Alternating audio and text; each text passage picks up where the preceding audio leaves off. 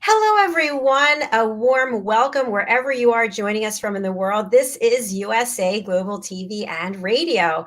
I'm Dr. JACALYN KERBECK. I'm the president, founder, and chief listening officer here at our network, where we currently have over 25 live broadcasts each and every week. Each one is a different topic, usually with a different co-host and somebody from a different part of the world. Super special. Our show today is The Wise Ones, and our topic is writing addictive fiction with best-selling author J.P. Mclean. And she's been here before. I'm super excited to welcome her back. She actually was on the corner bookstore. So before we bring her out, let's welcome the star of our show, Mr. red.olaughlin.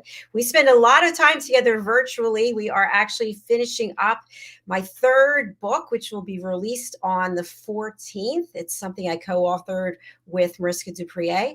Red is a big part of our platform here. He just was our esteemed judge on the Spelling Bee. I am still not over this show, the Spelling Bee game show. It was fantastic. He's also one of our Talking Heads experts. He'll be presenting right after this show. He has his own show for 30 minutes. He's one of our elevated listeners. He and I are doing a new series together about food and our emotions. It started out as going to be a 6-part series. I don't know if I told you this, Red. We're up to 12 so far. And he's going to be running a medical panel show with experts from around the world. So I know he's got a whole life outside of this. It's hard to believe, but welcome, Red, to the program. Hello. Yes, it's kind of interesting. I got a call a day or two ago, and they said, "Can I speak today at a luncheon meeting?" I said, "Well, it depends on what time I can get out of there." I said, "If you can give me this slot of time, it would be perfect." So it worked out marvelously. I got back here. I set all my green screens up, everything before I left. So all I had to do was come back and just sit down, and so that worked out very, very nicely. So the time wise, I'm I had a little scar on my head from some surgery last week, kind of put me out of sorts for a couple of days. Got back in. Now I'm back running with the wild cows because it's just everything's going so well right now. I'm super happy. Well, I'm happy for you. I know you're full on all the time and you do a great job. And I really enjoy our friendship and I really enjoy working with you as well. So, for those people who haven't met you before, we're always having new people, whether it's on TV, radio, or podcast. Tell people a little bit about your background. It's extremely impressive. You're very well educated. You're a veteran, you're a Toastmaster, and you're an expert speaker. Tell us more. I fell in love with chemistry sophomore year in high school. I figured that was going to be my degree. It was. I got a bachelor's degree in it. Unfortunately, I didn't get a chance to practice it because I got an invitation to Vietnam. Went there, came back unable to really do much of anything with it because I was too many years outside of that. So I ended up in a different field in statistics. I taught a little bit of that at night at college level. I picked up a couple more degrees, and I picked up a couple more degrees after that in different subjects. I ended up with about 5 degrees total and 7 professional certifications, one of them being a distinguished Toastmaster. I spent 31 plus years in the Navy, aviator, been to 61 countries. My wife, I said I do to just a couple of days after I said I do to my first wife, the Navy. And then so it's been 54 years with my wife. And normally she's here watching this show every time live, but we have some things going on and she is not with us today. So hopefully she'll get a chance to see the replay. And that being said, I love to research the human body at the cellular level, chemically speaking. I look for cause and effect relationships. Treat a cause, fix a problem. Treat a symptom, and you'll always be treating symptoms. And so I write about it. I speak about it. I have 5 books out there right now, one of them a best-selling book. And one of the things I do have in my writing is I have almost 1,000 original content articles on LinkedIn, about 1,500 blogs on my website. Almost every single one of them with some aspect of health or wellness. I'm focusing primarily in the area of longevity, aging, age-related diseases. Those are the things that I research. Those are things I write about. I speak about. Spoke about them today at a networking event, and those are the things that kind of drive my passion when I can find something new and then share that with the world. So those are the things that out there that are driving me. And Dr. JACALYN mentioned some warm places in the world, and here in the Houston, Texas area, it's 83 degrees today. It doesn't get much better than that in the middle of winter. So with that, I'm going to turn it back over to Dr. JACALYN. Thank you so much, Red. Always a pleasure. And I'm in Florida and it's in the 80s here too. So yay, lucky for us. So I'm going to bring out our guest. is no stranger, as I mentioned, to our platform. We had a great chat, a great interview not that long ago.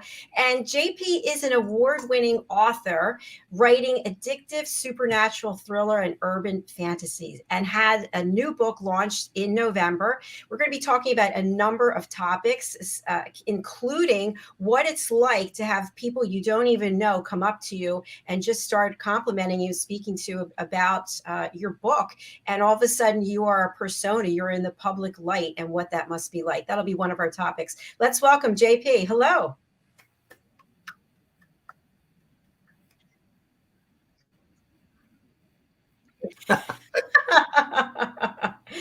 It's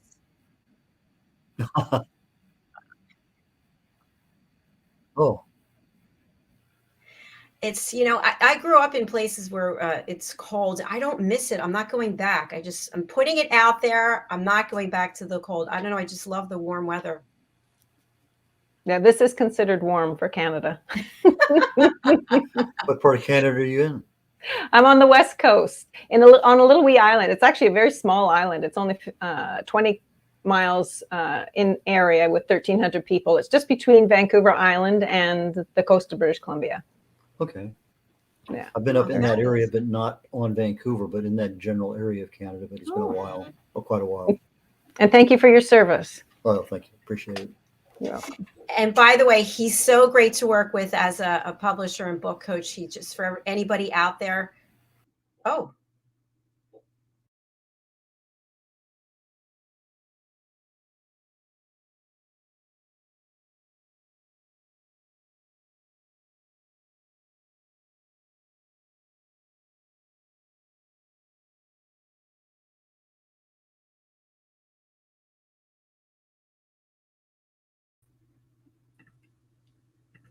my gosh, where did everyone go? I thought maybe I was taking a break. No, all of a sudden everybody just dropped off. That's so weird. I don't know what happened, but anyway, we're back. So welcome. So JP, one of the things that I wanted to talk about was your evolution of working full-time and not writing, and then writing full-time and being in the public eye. What has that been like for you? It's been an interesting path, let's say. I graduated with a business degree and started working in the public sector doing human resources work. And I loved that work, really enjoyed it. However, I got married, and the man that I married traveled extensively with his work. And we had the opportunity to do some traveling together with his work. And I decided I would take a break from working. So I took a break. I say I retired, but my friends said, no, actually, you're just unemployed. And went through a process of trying to define who I was again, because unbeknownst to me, I had put an awful lot of emphasis on identifying who I was through the work that I did. And when I no longer had that work and people would ask me, so what do you do for a living? It was a little depressing. I didn't really have anything. And I was traveling with my husband at the time, so I didn't even have hobbies outside of the home necessarily other than cooking. And when we returned to our home on Denman Island, I started writing. And I wrote been writing full time ever since. And I found a new passion. And it wasn't until I found that new passion that I realized how much I was missing in terms of my identity. So I have I've changed careers, massively different careers, and love everything about the writing career now. And when I look back, I know what that gap was. And it's refreshing to know. It's empowering to know that that is something that's important to me, and it will always be important to me. This career will never, ever fade. It will never be taken away from me, because I will always be an author. Absolutely. Wow. Thanks for sharing that. And did you think when you made this transformation that you would be famous? Oh, no. And I'm still not famous. People know me now that I don't know, but by no stretch am I famous like you two are. Here on my island, people know who I am that I don't know. And that also brings up something else, is I am terrible at remembering names, just terrible. And my husband laughs at me all the time. I have introduced people using the wrong names. So when people come up to me, I'm looking at them and I'm thinking, oh gosh, I should know you. I should know your name. I can't, it does not come to my head. Well, it's so funny what you just said, because when you said that you're not famous like we are, Red and I both started laughing. I certainly don't think I'm famous. Red, do you think you're famous? No, just a very, very small group of people, usually my wife and kids.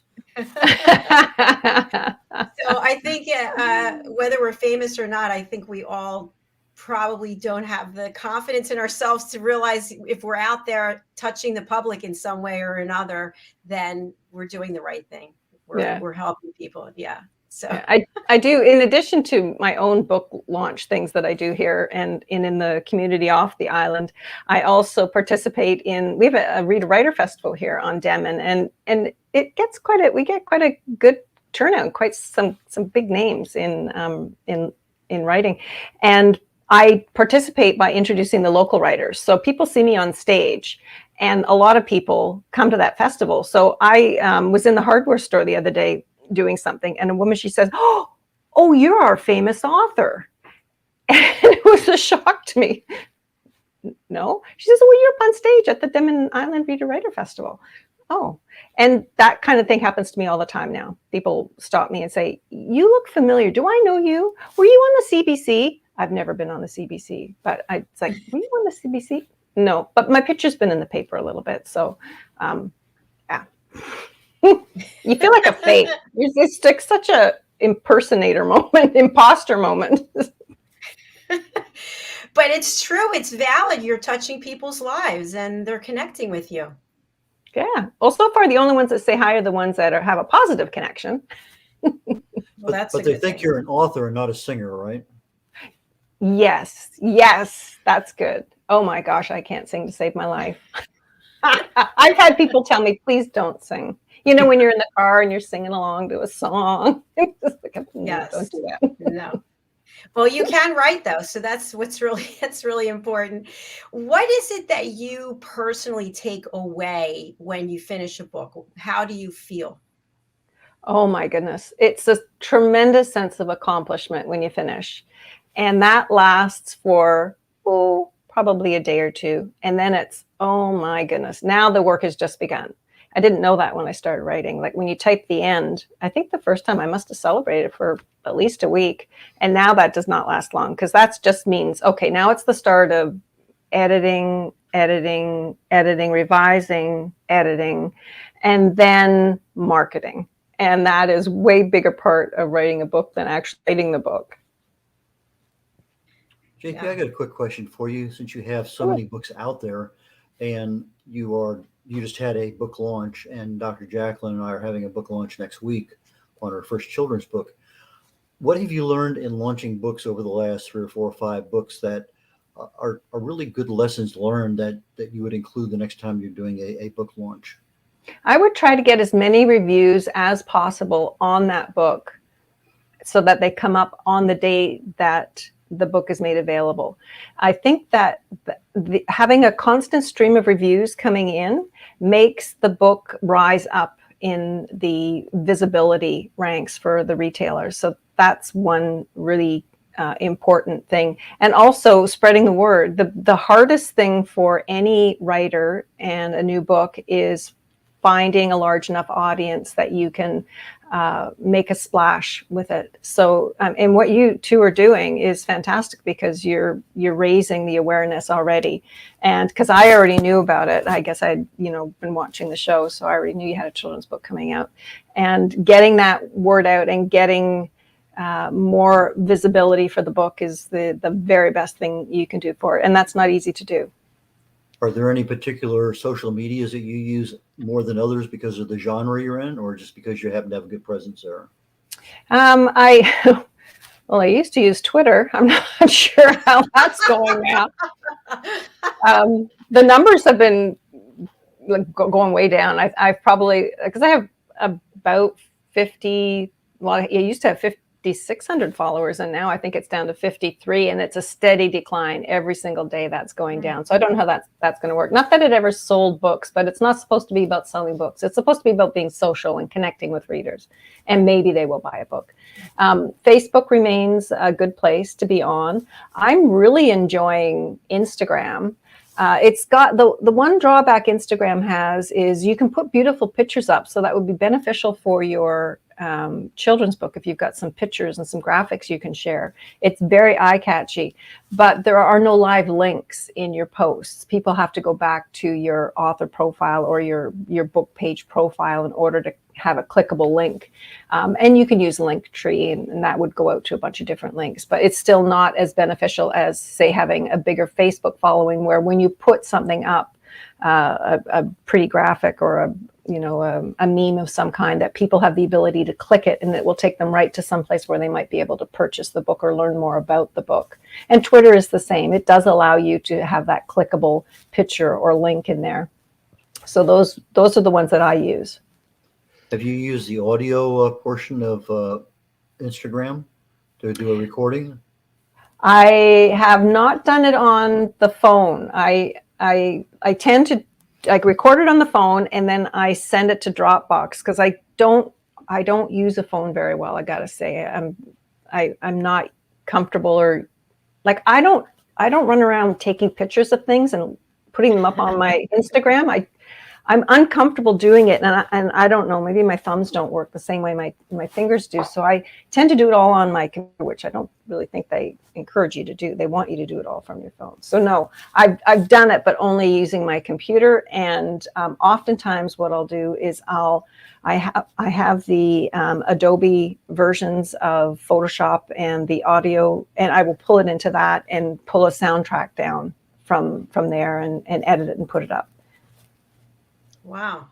You're talking about some things I've never done before. I'm always interested in learning. JP, a question I have for you based on what you just said initially. How do you get the reviews? So the book isn't out yet. How do you get reviews? There's a few review services you can use. So I use two of them. There are two review services. One's called Booksprout and one is called Hidden Gems.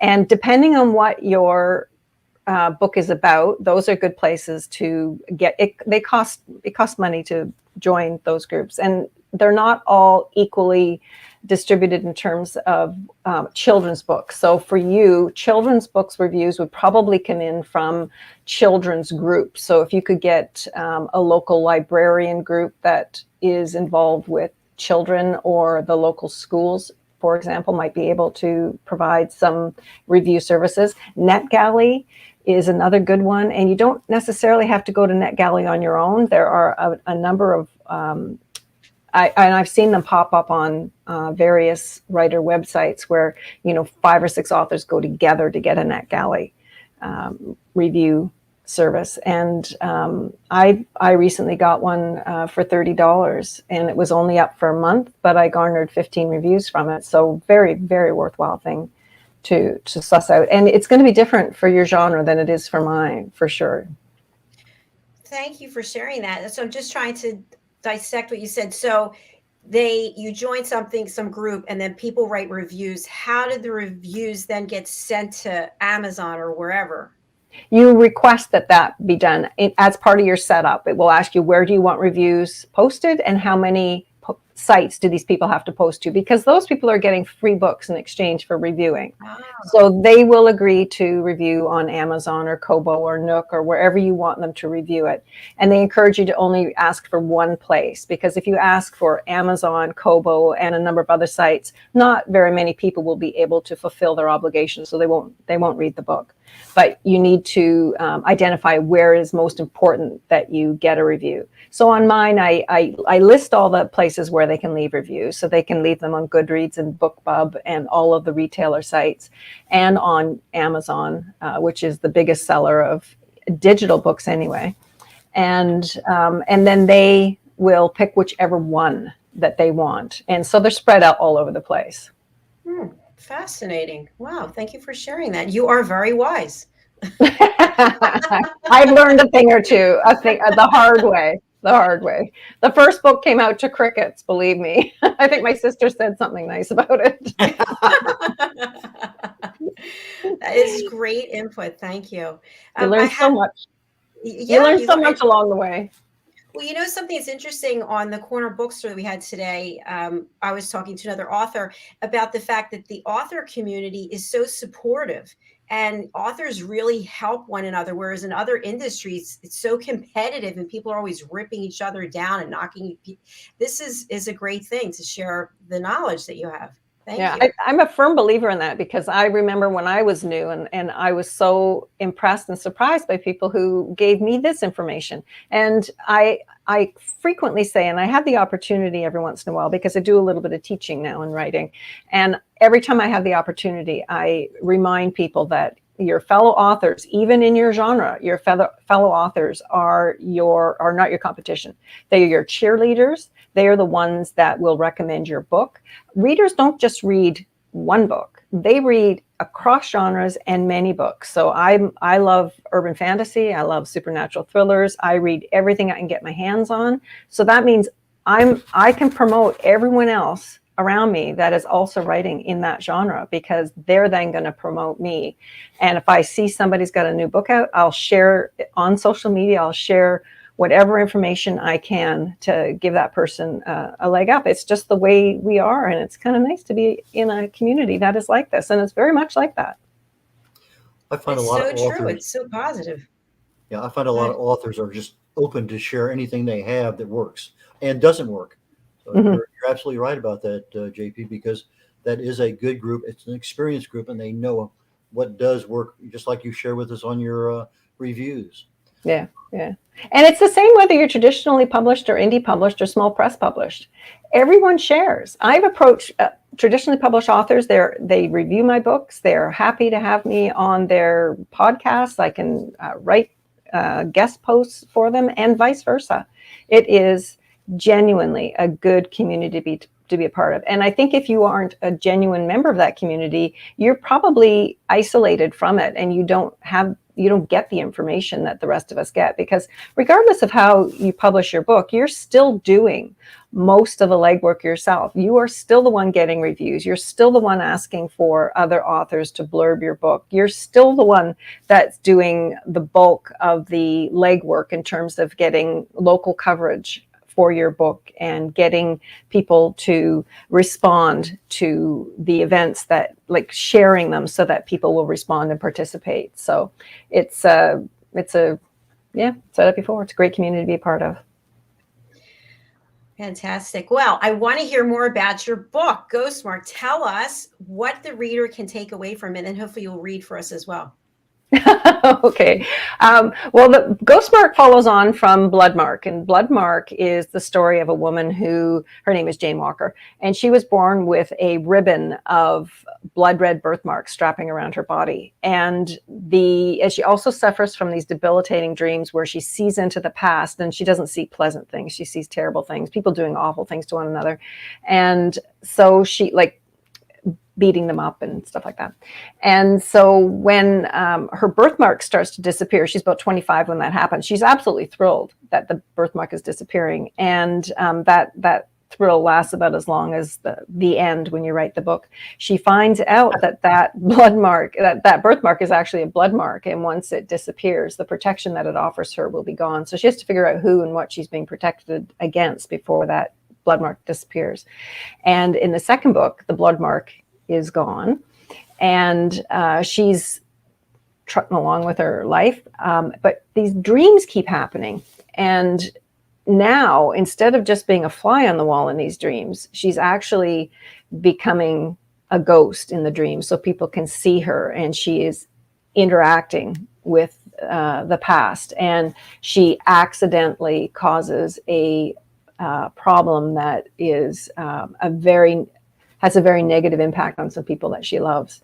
And so in Ghostmark, she's trying to find a way to fix the mistake that she made when she changed something in the past. And she's searching for the one man who may have turned out better or ended up with a better life given the mistake that she made. And when she finds him, she realizes that not only is he not a better man, but he's actually gunning for her boyfriend, the first boyfriend she's ever had, and she has to try to stop him before disaster happens, and one of them gets killed. Wow. That is fantastic. I don't know why I go to these dark places, but I do. I see your book there in the back, The Ghost Mark. I also noticed that Bloodmark has a similar front cover, but then you have another series of books that the covers are very similar in the context of the text and the graphic and whatever. So, are you the one who has that view of what you want on your cover, or is this something that comes from a designer? No. It's a designer. The designer's name is JD&J Designs, and I believe they're in Florida, actually.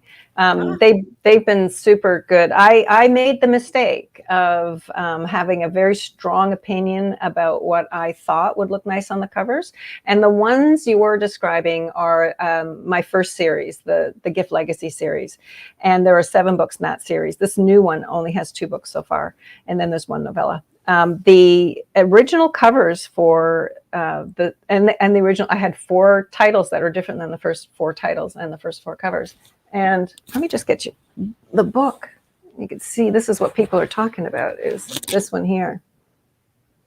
And that is an award-winning cover, but it is not the cover it came with originally, and that was all my fault. It's one of these things that you learn. You don't know what you don't know is really big in publishing. So I did not know. I had a beautiful cover. I hired a very talented graphic artist because I knew I wanted a beach scene and I wanted it to be rough and stormy, and she did exactly that. It was gorgeous. All my friends told me it was beautiful, lovely cover. The second book came out. The first book was originally titled Awakening. The second book was titled Revelation originally. It's now Hidden Enemy. The third book was called Redemption, and the fourth book was called Penance. And it took me 4 books to realize, and somebody coming up to me to say, I've been avoiding coming to your table because I thought your books had a religious theme, and I'm not looking for a religious theme. And I thought, oh my goodness, he's absolutely right. I've got Awakening, Redemption, Revelation, and Penance. And I've got beautiful artsy covers that do not say anything about what the genre is. So it took me a while to find JD&J. And once I found them and started working with them, and they produced that cover with that graphic or that typography, I knew I'd found the right company. It was perfect. And ever since then, the right people have been coming up to me with the right messages, and they're exactly the urban fantasy, supernatural thriller person that will enjoy the books, whereas before that was not happening. And you sold a lot more books after the title changed? You betcha. Okay. You betcha. Yeah, almost double. Wow. Double. And it was almost immediately. And the books had been out for a while. So by the time I recovered them and gave them new titles and put them out, it had a brand new life, and it's been going strong ever since. So I'm, if anyone ever questions whether or not they should be changing their covers or their title, it's get a second opinion on it for sure, because in my case, at least, it was definitely worthwhile. Let's take a look at your website so we can see all of the covers together. I think that would be fun. And okay, so here we are. Shall I go over to books? Go to about. Okay. And then go down to the Gift Legacy.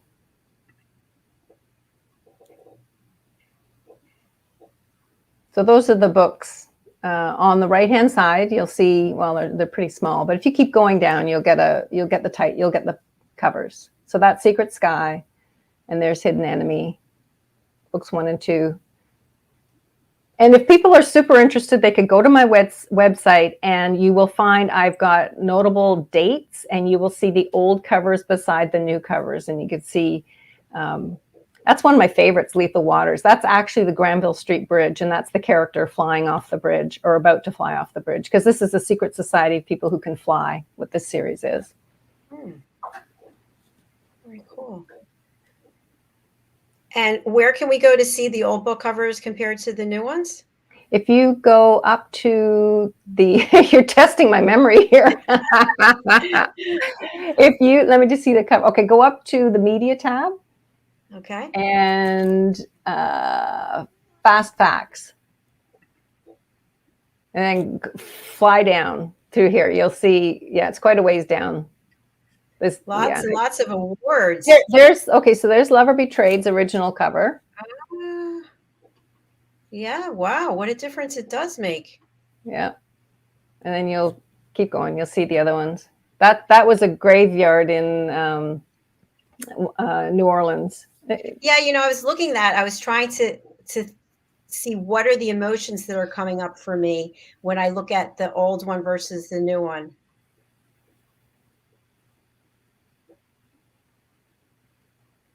There's the old Penance versus Lethal Waters. Red was coming for you. Is that New Orleans also? No, this is Vancouver. These books are set in Vancouver in BC. So that's one of the bridges. People know that bridge in Vancouver. It's the Granville Street Bridge. But I mean, the scene of a bridge and water underneath, it doesn't tell you anything. It doesn't tell you a thing about the book. Yeah, the new covers are very powerful. That's when Secret Sky won the Kobo cover contest.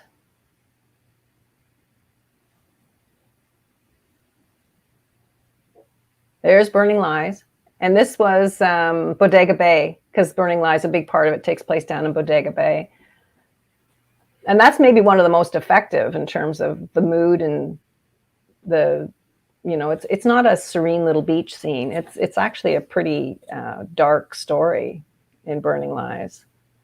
Now, when you started with the Secret Sky or whatever the first book was, you knew you were going to have 5 or 6 or 7 or 8 or 9 follow-on books, or as you were writing these things? Oh, no. I had no idea.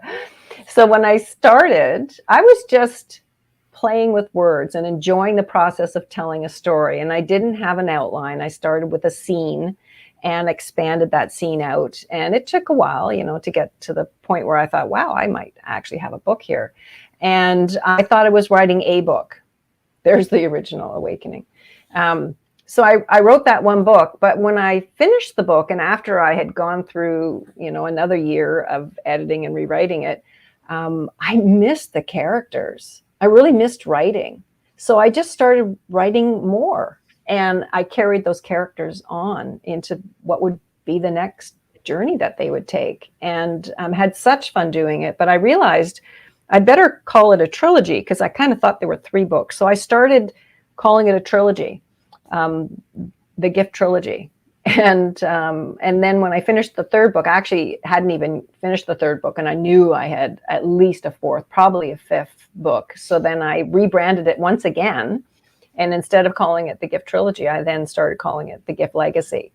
And yeah, 6 books later. And then the book with the tug on the front and the guy's figure, that is actually this first book written from her lover's perspective. So this one is Secret Sky. Lover Betrayed is the same story, but what I did was I stripped the story down to only scenes where the 2 characters were in it or interacting in some way, even if it was just over the phone.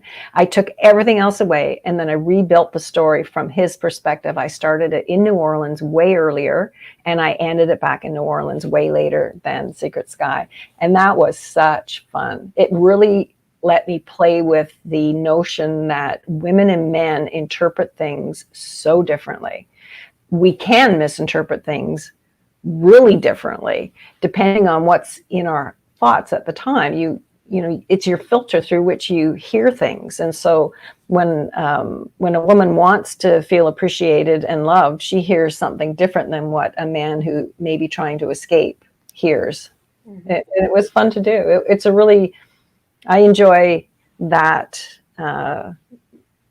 that kind of antagonistic possibility between the 2 characters. So that's what that one is.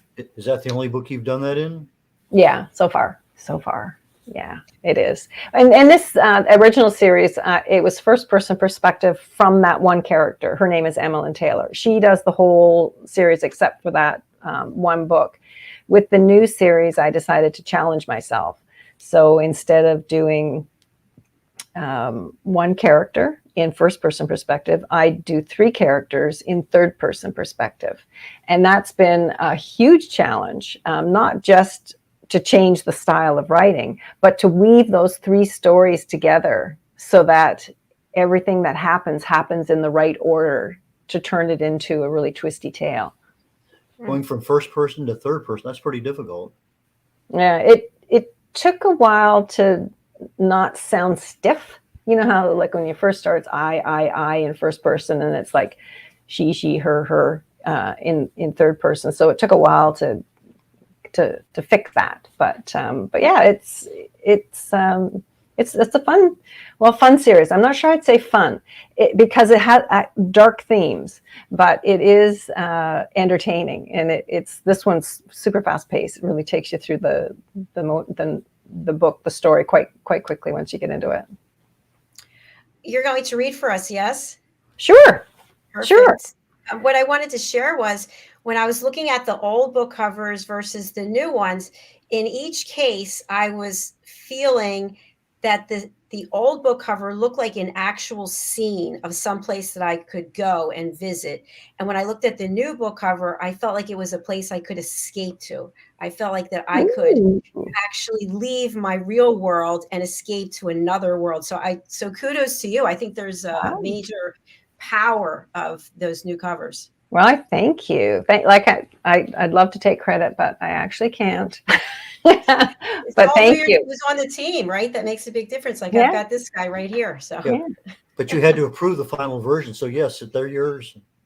Yeah, I did. And there was a lot of back and forth, especially for the very first one, because I really wanted to make it stand out.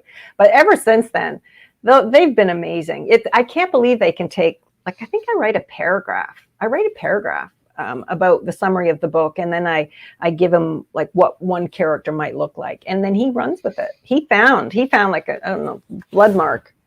He found this model, and it's just perfect for that story. Just perfect. And the second one is in this series is just as good. I really think they do a tremendous job.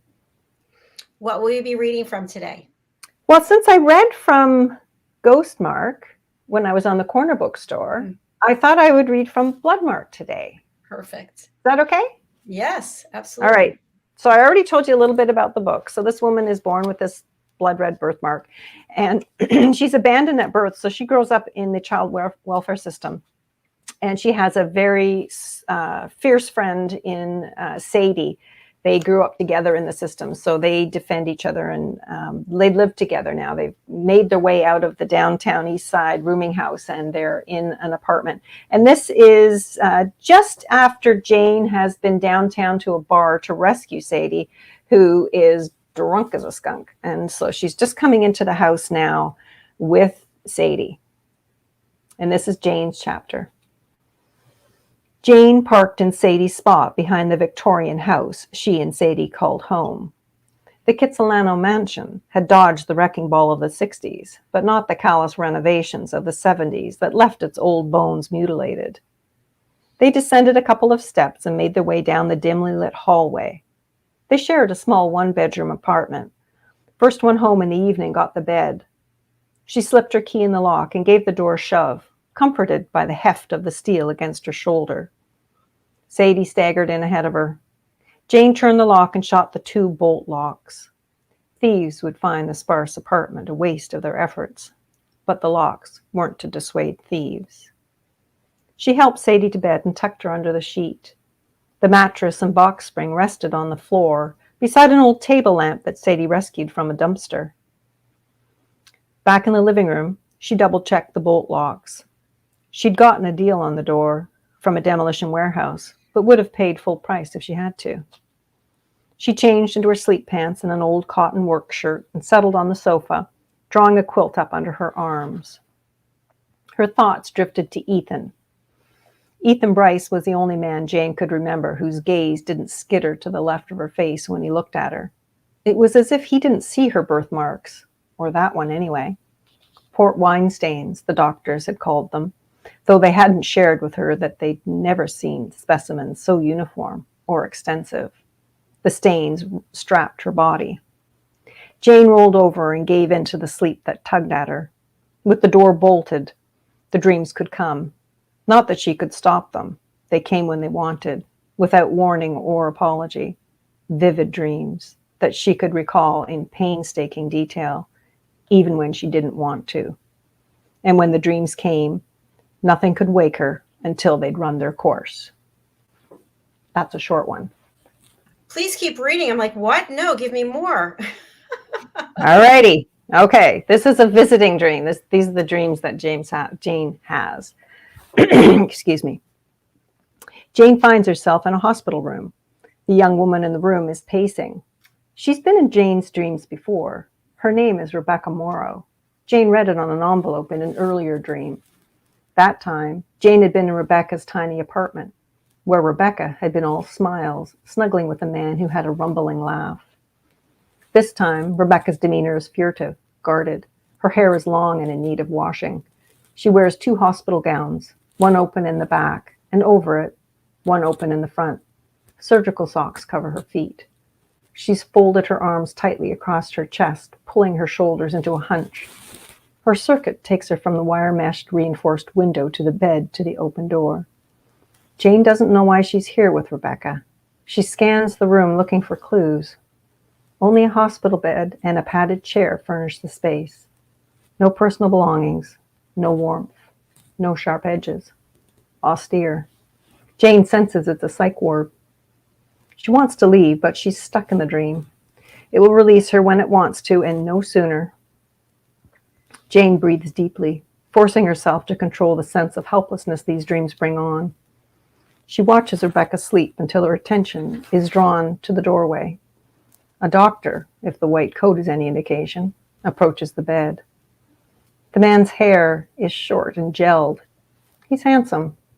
Tassels adorn his shoes, and his fine wool slacks have sharp creases. He studies Rebecca's face while she sleeps, adjusts her blanket, then touches her cheek with his fingertips. Jane woke with a start. Her dreams always ended abruptly. At least this one hadn't left her retching or screaming.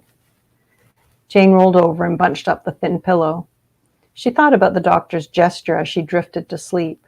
It felt off, inappropriate. Jane wanted to believe the doctor's caress stopped at Rebecca's cheek, but she wasn't that naive anymore. Her dreams had seen to that. People carried out unthinkable deeds in her dreams when they thought no one was watching. Dreams Jane wished she could forget. All right. Yay! That was excellent. I love the way you read it too. Yeah. It's funny. You read it. Yeah. I was gonna say, you read it so many times. And really funny. I tried to record me reading the first chapters of the books. You would think, given that I have read them dozens of times and wrote them, that I would be able to get through a chapter without messing it up. No way.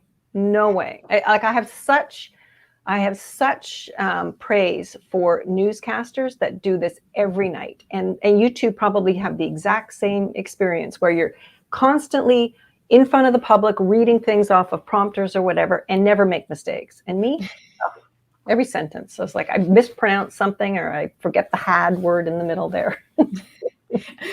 Well, I appreciate that. On the show, The Corner Bookstore, the guest name was Cindy, and her character in her book was Sandy. So I welcomed her as Sandy instead of Cindy. So sounds like something I'd do. Yeah.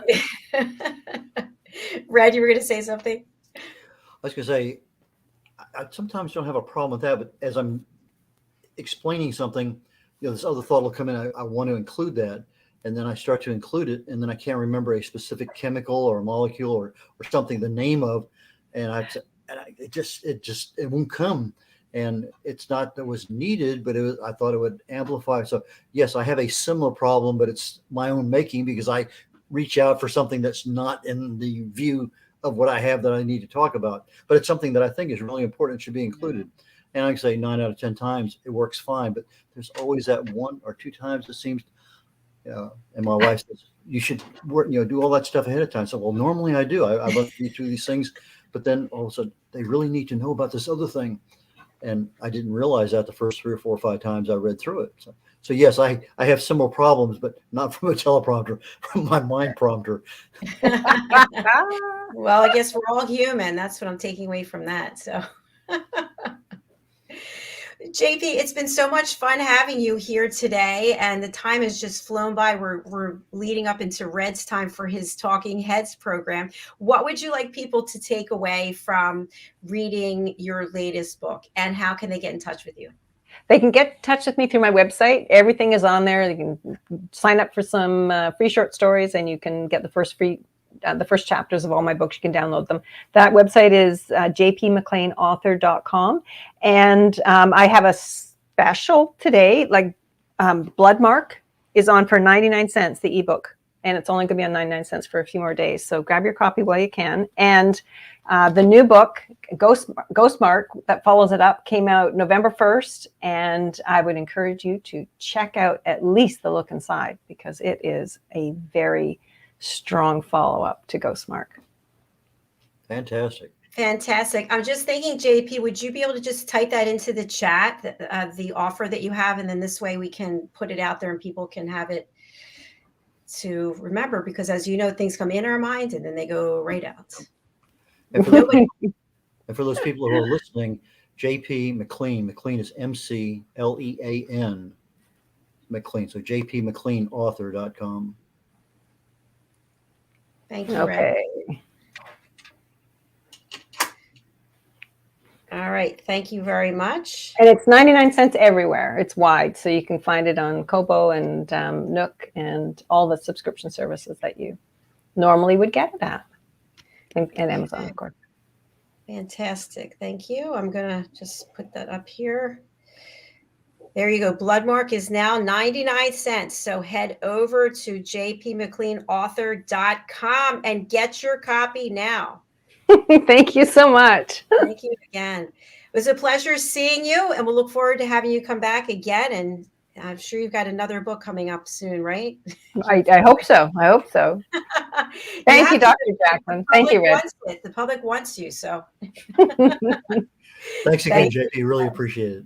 Oh, nice to be here. Take care. Bye for now. Thanks. Bye now.